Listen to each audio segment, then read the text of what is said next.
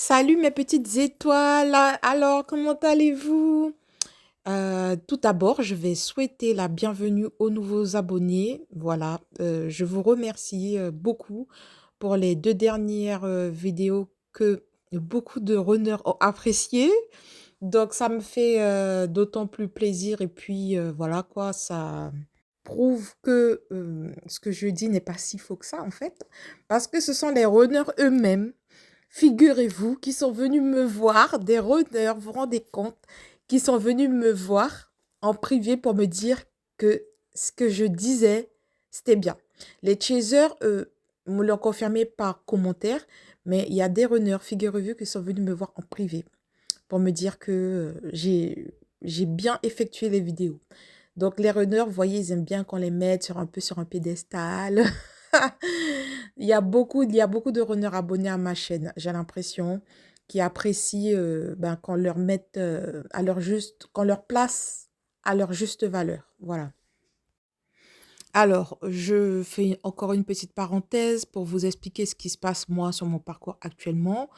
Ça reste inchangé par rapport à mon runner ben, avec qui je n'ai pas de contact, mais je pense que ça va pas tarder puisqu'on est amené à se revoir. Et moi, ben, en fait, je suis beaucoup plus ancrée dans la matière, c'est-à-dire, j'ai l'impression de vraiment découvrir toutes mes missions de vie et je me dis: «Oh là là, OK, d'accord, ah, j'ai du travail». Alors l'une de mes missions de vie, c'est ben, en fait, de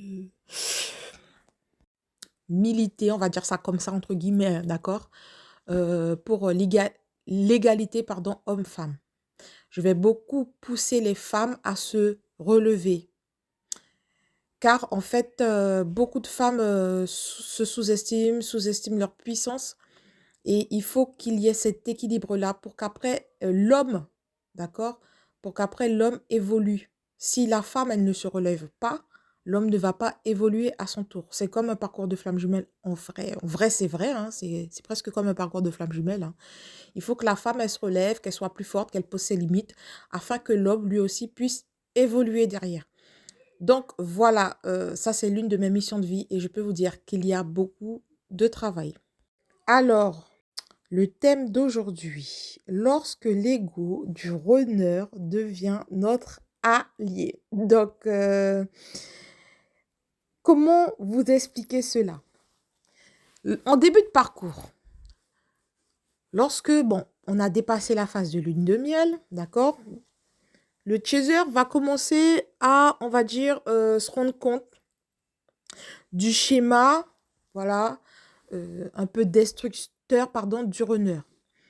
Donc, le chaser va commencer petit à petit, hein, ça va se faire petit à petit, ça va pas se faire d'un coup, hein, à poser ses limites. Donc, petit à petit, elle va commencer à dire non, ce qui va un peu agacer le runner.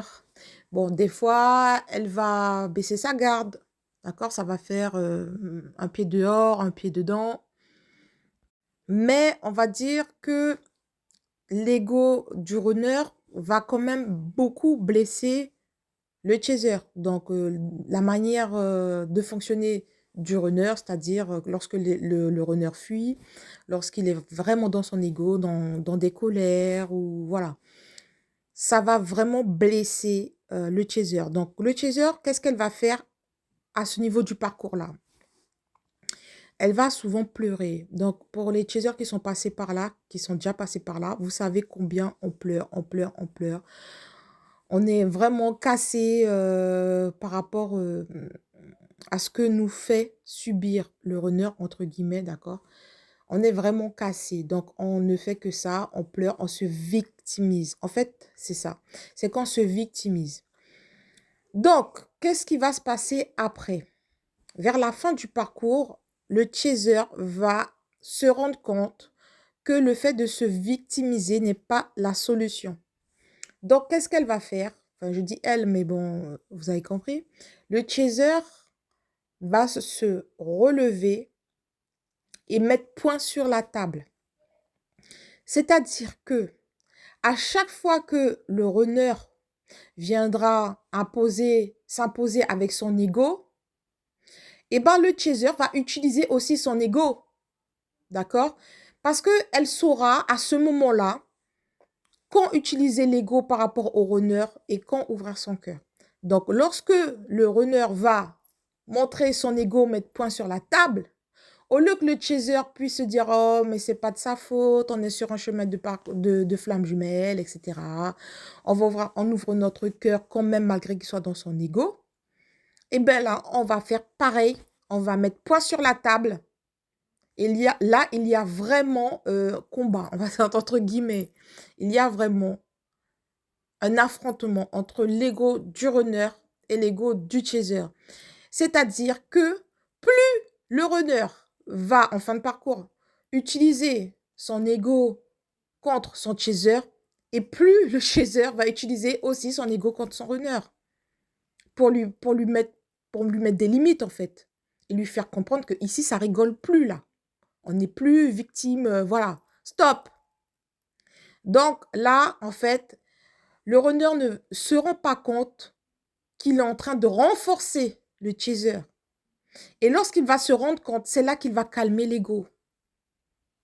Parce que plus, en fin de parcours, le runner, il va utiliser son ego contre son chaser, bah, le chaser va aussi utiliser son ego, mettre un poids sur la table et mettre des limites à son runner. Et ça, le runner ne va pas le supporter. Mais à un moment donné, le runner va capituler. D'accord? Pourquoi? Parce que l'amour est plus fort que tout. Donc, voilà comment ça se passe. C'est comme ça que, en fait, à un moment donné du parcours, l'ego du runner devient l'allié du chaser. Parce que c'est grâce à cela que le chaser va pouvoir s'entraîner, on va dire ça comme ça, c'est un entraînement, c'est vrai, hein? C'est comme ça que le chaser va pouvoir s'entraîner à mettre des limites. Stop, là c'est pas bon ce que tu fais, je veux pas de ça, point. Voilà. Donc ça, c'est quelque chose que le chaser n'arrive pas à faire en début de parcours, tellement, ben, elle va ouvrir son cœur, voilà, même si le runner, il est dans son ego, elle va dire, bon, ben, c'est pas de sa faute, même si elle se plaint, mais elle va pas poser de limite, vous voyez. Donc là, il faut arrêter. Voilà.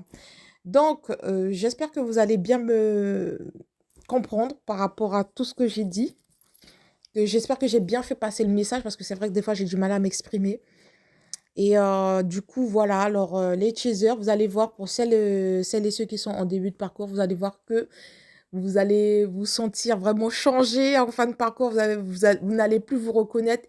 Et en même temps, vous allez avoir des frissons par rapport à ce comportement-là que vous avez parce que vous allez être fier en fait. Vous allez vous dire, oh, j'ai réussi. Franchement, c'est vraiment bizarre comme sensation. En tout cas, je sais que tous les parcours de flammes jumelles sont différents, mais en tout cas, c'est ce qui s'est passé pour moi, pour mon parcours en tout cas. Donc, là où, en début de parcours, lorsque je croisais mon runner, ben, il avait la tête haute parce qu'il était ben, voilà, dans la prétention, voilà, son ego, il ressentait sa puissance, d'accord? Et ben, je peux vous dire que maintenant, lorsque je croise mon runner, il baisse la tête. Mon runner, il est en train de capituler. Et moi, je garde la tête haute. Franchement, c'est vraiment bizarre. Mais c'est bien, en fait. C'est bien. Et je suis très, très, très occupée de par mes missions de vie. Donc, je suis plus sur mes missions que sur le lien en lui-même. Donc, je pense que c'est parce que peut-être que, comme tout, on parle de vase communicant, c'est ça? Ben, peut-être que lui, il est un peu plus sur le lien. Voilà, maintenant, alors que moi, je suis vraiment en... La vie fait de façon à ce que, la source fait de façon à ce que je sois tout le temps occupée. Je n'arrive même plus à avoir de pensée pour mon runner, là, parce que je suis trop occupée, en fait. Je suis vraiment à fond dans mes missions de vie, en fait. Voilà. Donc, en tout cas, je fais des gros bisous. Merci beaucoup. Franchement, ça me fait chaud au cœur, vos commentaires et tout. Merci beaucoup. Merci les chasers, merci les runners. Et puis, bonne continuation à vous et à bientôt.